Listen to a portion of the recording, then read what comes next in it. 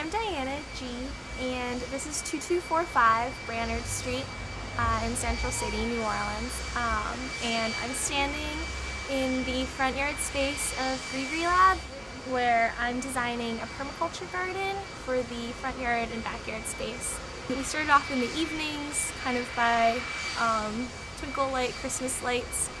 Just me and Gia, who's the founder of Gree Lab, and her sons, and Vignette, who also lives here and works here.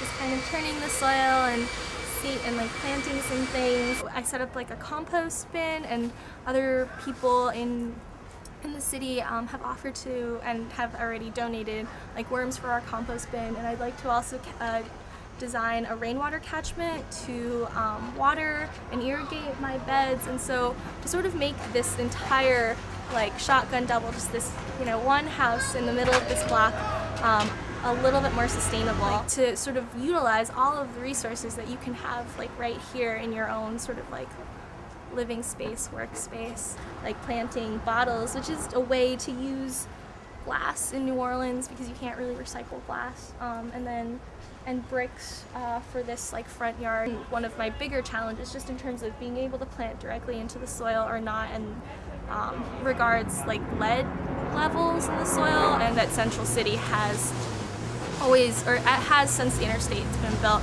and with kind of degradation of lead-based paints, etc.,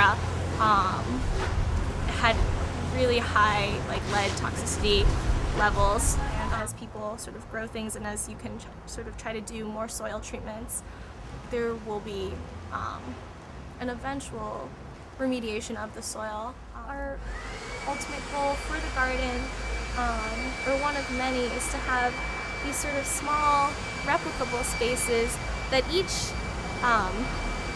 can tell a story in terms of what grows there. For, an herb spiral of different, where herbs are from and different dishes that people would use them for here, and then the medicinal spiral, kind of telling stories about the body, about healing, about seasons. Keeping that in mind, we sort of also want the produce in the backyard to sort of speak to what people cook and eat and enjoy in New Orleans, and what grows really well here.